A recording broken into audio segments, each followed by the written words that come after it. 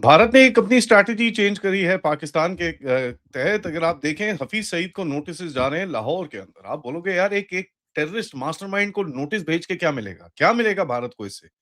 क्या फायदा फायदा है? इसको ठोको जाके। देखिए, वो बात तो आपकी एकदम सही है, लेकिन कहीं न कहीं जब आपको बड़ा केस बनाना पड़ता है, तो कुछ ना कुछ ऐसे काम भी करने पड़ते हैं। तो आइए ज़रा देखें क्या है स्ट्रैटेजी इसके पीछे। नमस्कार, जय हिंद, जय Bharat and welcome to Deaf Talks. This is Adi Achint. Hafeez Saeed को लाहौर में अपने घर में अब मिलेगा नोटिस। इमीडिएट हार्डलाइन अगर आप देखें, इसका क्या है कि भई लश्कर-ए-तैयबा का जो चीफ है हसीफ मोहम्मद सईद, पाकिस्तान में खुले में घूमता है। और भारत ने 2-3 चीज़ें करी हैं, जहाँ पर भारत ने बोला है कि साहब, अब ऐसा है, हम ट्रायल भी करेंगे आपका without you being here in the court room. सारा एविडेंस है, चाहे आप हो, चाहे आप ना हो। अगर आपको होना है तो ये लीजिए जी, आपको नोटिस हम भेज रहे हैं, please come and defend yourself. नहीं तो हम आपका ट्रायल इन एब्सेंशिया करेंगे और उसके बाद आपको ऑब्वियसली डेथ सेंटेंस हम देंगे। ये बड़ा क्लियर है। नाउ अगर दोनों को साथ में ले, 2 attacks, let's just take 2 attacks, Pahalgam और 26/11। Interpol, UN sanctions architecture, terror financing और एफएटीएफ के अंदर भी आपको कहीं न कहीं इसके अंदर फ़ायदा होगा। कोविड इंटेलिजेंस जो आपके पास पाकिस्तान बेस्ड टेररिज्म के नेटवर्क्स की है, उसके अंदर डॉक्यूमेंटेड एविडेंस जाएगा। इंडिविजुअल कमांड रिस्पांसिबिलिटी जाएगी। नोटिफाई किया जाएगा फॉर्मली पाकिस्तान को एक डॉक्यूमेंट के तहत कि भाई साहब, आपके आपका एक एक सिटीजन है जिसका नाम है हफीज मोहम्मद सईद। अगर आप नहीं जानते, कोई बात नहीं, हम बता देते हैं आपको। उसको हम ये नोटिस देना चाहते हैं दैट उसके अगेंस्ट में यहाँ पर केस है। तो या तो वो यहाँ पर आ जाए और केस अटेंड कर ले, नहीं तो हम बिना उसके केस भी कर देंगे, क्योंकि ट्रायल एंड एब्सेंशिया के लिए हमने एक अभी नया रूल निकाला है। तो ट्रायल एंड एक्सेम्पशिया भी चलेगा। नाउ उस रिकॉर्ड को लेके आप फिर इंटरनेशनल गेम खेलोगे, जहां पर आता है आपका एफएटीएफ। अब भारत ने करा क्या है, पहला केस, 2 केस उठाए हैं सिर्फ। पहलगाम का 22 अप्रैल 2025 में, जहां पर 26 टूरिस्ट को मारा गया था। और इसका एट्रीब्यूशन सीधा गया है किसको? The resistance front. जिसका कौन है बंदा? हफीज सईद। 1600 पेज की आपने चार्जशीट बनाई है। ठीक है जी, ये फाइल हुई अभी दिसंबर 2025 में। 6 जुलाई 2026 को एनआईए ने सप्लीमेंट्री चार्जशीट दी है, जिसके अंदर स्पेसिफिकली अजीज हफीज सईद को नेम किया गया है और उसके इंडिविजुअल कैपेसिटी में नेम किया गया है। उसके बाद लश्कर ए तैयबा को डाला है, उसके बाद द रेजिस्टेंस फ्रंट को भी डाला है। 8 तारीख जुलाई ने एनआईए, स्पेशल एनआईए कोर्ट जो जम्मू में बैठता है, उसने बोला कि साहब, नॉन बेलेबल वारंट हमने इशू कर दिया है। अब नेक्स्ट स्टेप क्या होगा? नेक्स्ट स्टेप ये होगा कि पाकिस्तान की एम्बेसी और मिनिस्ट्री ऑफ एक्सटर्नल अफेयर्स को एक समन दिया जाएगा कि साहब, आप ये जरा अपने हफीज सईद को दे देना। अब वो देते हैं नहीं देते, उनके ऊपर है, हमको कोई फर्क नहीं पड़ता। हमारी तरफ से Pakistan has been given the document कि साहब, आपका एक सिटीजन है जो ये करता है। और देखिए, इसके साथ साथ बहुत बड़ी एक और चीज हो रही है, जो 26/11 की स्टोरी है। 18 साल के बाद हफीज सईद, जाकिर रहमान लखवी, साजिद मीर, अबू अलकमा, आसिम और मेजर अब्दुल रहमान पाशा, इनको ये नोटिसेस भी दिए जाएंगे। यहां पर सो बीएनएसएस का सेक्शन 66 है, जिसके अंदर ट्रायल इन एब्सेंशिया का आपके पास प्रोविजन है। उसको अभी आप आगे लेके जाएंगे। ट्रायल इन एब्सेंशिया का मतलब क्या? कि आपको, अगर वो कहीं और बाहर बैठा है, आपको उसकी जरूरत नहीं है। आपको ये जरूरत है कि भैया, आप एक उसको नोटिस भेज दीजिए। उसको कहीं न कहीं एक ये चीज़ मिल जाए कि उसके केस में ट्रायल हो रहा है, और कहीं न कहीं अगर वो आना चाहता है तो आ जाए, नो प्रॉब्लम। अगर नहीं आना चाहता तो कोई टेंशन नहीं है, we can do the trial without his presence. अब ये नोटिसेस बहुत इंपॉर्टेंट होते हैं। देखिए, आप बोलोगे कि ये लीगल, ये क्या है, paper procedure and all that stuff. अब ये पेपर प्रोसीजर होता है। जो सेक्शन 356 है, इसके अंदर स्टेट को, कोर्ट को दिखाना होता है कि हमने जो अक्यूज्ड है उसको सफिशिएंट अपॉर्चुनिटी दी है पार्टिसिपेट करने के लिए। अब देखिए, जो भी है, कसाब का भी पूरा ट्रायल हुआ, जहां पर उसके डिफेंस लॉयर्स थे, सब कुछ था। तो आपको उसको एक सफिशिएंट अपॉर्चुनिटी देनी है, जहां पर वो आके बोले कि ना भाई, मैंने नहीं कराई। आ तो सकता नहीं है। आएगा तो पढ़ा जाएगा, उसके बाद नॉन अवेलेबल वारंट है, फिर तो वैसे ही धुल जाएगा वो। इसके अंदर सेफगार्ड्स हैं, ठीक है जी। कहीं न कहीं थोड़े बहुत सेफगार्ड्स हैं इवन फॉर द अक्यूज्ड। तो आप एक बड़ा क्लियरली उस प्रोसेस से बोलते हैं ना बाय द बुक फॉलो कर रहे हो कि इसको इस तरह लेके जाना है। ठीक है? बेसिक लाइन क्या है कि भई हमने आपको बताया था आपको प्रोसिक्यूट करने वाले हैं, आपको पता था अब ये प्रोसीडिंग्स चल रही हैं।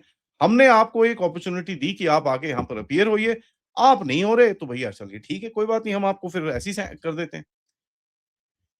2611 के अंदर इंटरपोल का एक एंगल है, ठीक है? मिनिस्ट्री ऑफ जो होम अफेयर्स है, उन्होंने एक प्रोक्लेमेशन निकाला है इंटरपोल का, जहाँ पर मुंबई हाई कोर्ट और सेशंस कोर्ट के पूरे जो डिटेल्स निकले गए हैं, मुंबई कोर्ट ने अथॉरिटीज को सितंबर 17, 2026 तक का टाइम दिया है कि भैया आप हमको इसमें रिस्पॉन्ड करिए कि where are these people and आपका क्या इसके बारे में आपकी डिटेल्स है। और ये पूरा जब प्रोसेस खत्म होता है, तो बेसिकली क्या होगा, उसके बाद इनको भी ट्रायल एंड एब्सेंटिया में आप डाल सकते हो। होता क्या है ये this is called documented chain of notification. ठीक है जी। अब देखिए आप सवाल पूछोगे कि यार आप हफीज़ सईद पे ट्रायल चला के आपको मिलेगा क्या? पाकिस्तान ने कभी देना तो है नहीं। बिल्कुल ना दे, कोई टेंशन नहीं है, हमको तो चाहिए भी नहीं वो। हम तो चाहते हैं कि वो वहीं पर ही रहे और अच्छे से वहाँ पर सड़े। एक दिन बाय एक दिन he should solidify there and वही होगा। अब एक इंडियन कोर्ट है जो एविडेंस एग्जामिन करेगी, प्रोसिक्यूशन को हियर करेगी, कहीं न कहीं कुछ एक डिफेंस को भी खड़ा कर देंगे, "अबे भई यार तुम ज़रा डिफेंड करो इसको।" फिर पूरा कंक्लूड किया जाएगा कि भई ये बंदा लीगली रिस्पांसिबल था। ठीक है जी। नाउ इसके अंदर इसकी एक्स्ट्राडिशन हो सकती है, ठीक है? वो पाकिस्तान कभी देगा नहीं। दूसरा इंटरनेशनल जुडिशियल कोऑपरेशन हो सकता है। We give a rats as to that but in any case asset identification हो सकता है, फाइनेंशियल सैंक्शंस हो सकता है, इंटरपोल आ सकता है, यूएन काउंटर टेररिज्म फोरम्स आ सकते हैं, बायलैटरल प्रेशर हो सकता है और टेरर फाइनेंसिंग की आप इन्वेस्टिगेशन कर सकते हो, जहां पर आता है आपका एफएटीएफ का। एफएटीएफ में भारत इस टाइम पे वाइस प्रेसिडेंट के तौर पे वहां पर बैठा है और भारत के पास पुराने केसेस का एविडेंस है। 2611 में अजमल कसाब का है, डेविड हेडली का है कि भैया पाकिस्तान ये चीजें करता है। तो कहीं न कहीं पाकिस्तान अगर ये चीज़ें करता है, आपके पास प्रीवियस एविडेंस है, करंट एविडेंस है और प्रीवियस तो वर्ल्ड रिकॉग्नाइज्ड एविडेंस है। उसको मिला के, इसको जोड़ के फिर आप एक test perfect case Hafeez Saeed के ऊपर खेल सकते हो। पाकिस्तान ये बोल नहीं सकता भैया हमको पता ही नहीं है। ये कौन है? क्या है? ऐसा तो कोई बंदा ही नहीं है। नहीं, नहीं ये तो करता ही नहीं है। भाई साहब ये केसेस हैं, जवाब दीजिए नहीं तो please tell him to come here and do. तो ये बड़ा इंटरेस्टिंग सा कॉन्ट्रडिक्शन बन जाता है क्योंकि कहीं न कहीं अगर आप देखेंगे कि अगर यूएन की जो करंट सैंक्शंस एंट्री है पाकिस्तान बोलता है कि हफीज सईद कस्टडी में है 2020 से। अगर वो कस्टडी में है, तो फिर ये क्या है?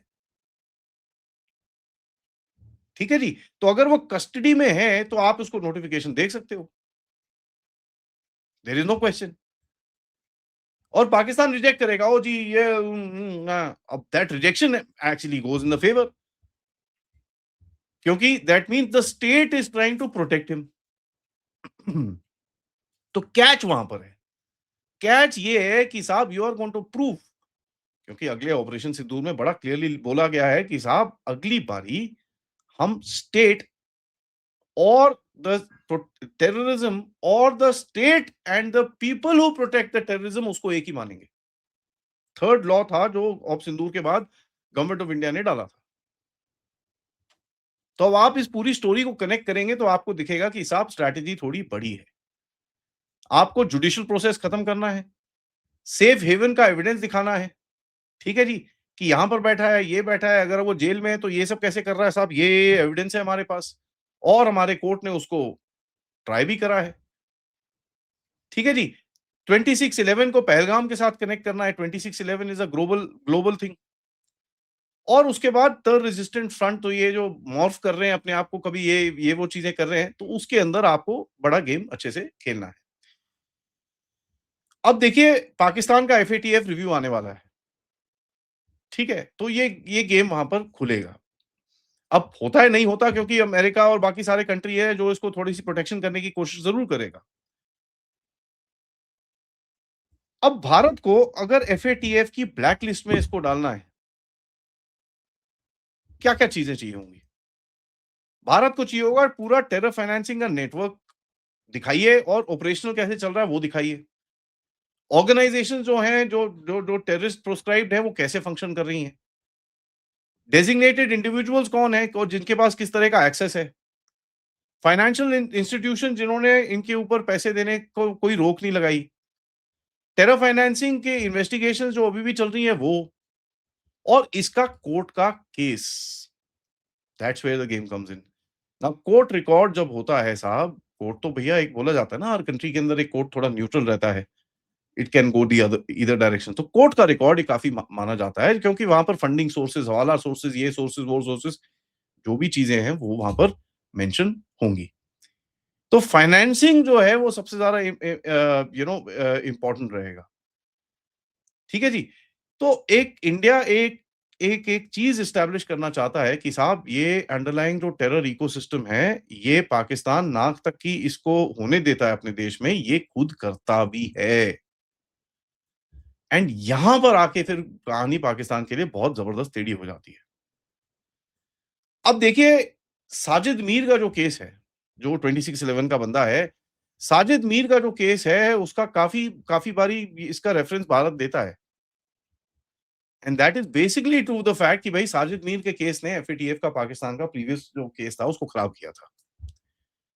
तो अब हफीज़ सईद की बारी है। ठीक है जी। नाउ लेट मी से this, grey list, black list, जो मर्ज़ी हो, अगर वो होता है, नहीं होता, बट आपको कोशिश तो पूरी करनी है, और उसके बाद अगर आपको अपना जो रेड लाइन है, उसको आपको इम्प्लीमेंट करना है, तो उसके लिए भी आपको डॉक्यूमेंट्री एविडेंस और ये सब चीज़ें चाहिए होती है। दुनिया उससे चलती है। That's how it is. और कहीं न कहीं भारत इसको इंटरनेशनलाइज़ करना चाहता है। आपने देखा जापान ने एक स्टेटमेंट दे दिया, इधर से आ गया, उधर से आ गया, तो काफ़ी स्टेटमेंट्स आ चुके हैं। और भारत वेट करेगा कि साहब जहाँ ये अमेरिका के फ़ेवर से निकला, ठीक है जी, फिर इसकी बैंड बजेगी। तो बॉटम लाइन देखिए, Bharat is not concerned about Hafeez Saeed कहाँ है, ये है, वो है, और चाहे वो आए ना, वो उसको डर लग रहा है, ये हो रहा है, it doesn't really matter, because the game is not Hafeez Saeed, the game is Pakistan. तो ये इंटरेस्टिंग शिफ्ट ऑफ अ जो प्लान होता है आपका, वो हुआ है, and that to me is important. इसको थोड़ा नज़रिए में रखना होगा। Thank you so much for watching. Video को लाइक करिए, सब्सक्राइब करिए and share this with your friends and families, and of course if you can please do support the channel. QR या पेपैल या सुपर स्टिकर, सुपर चैट से आप support कर सकते हैं। Thank you so much. नमस्कार, जय हिंद, जय भारत।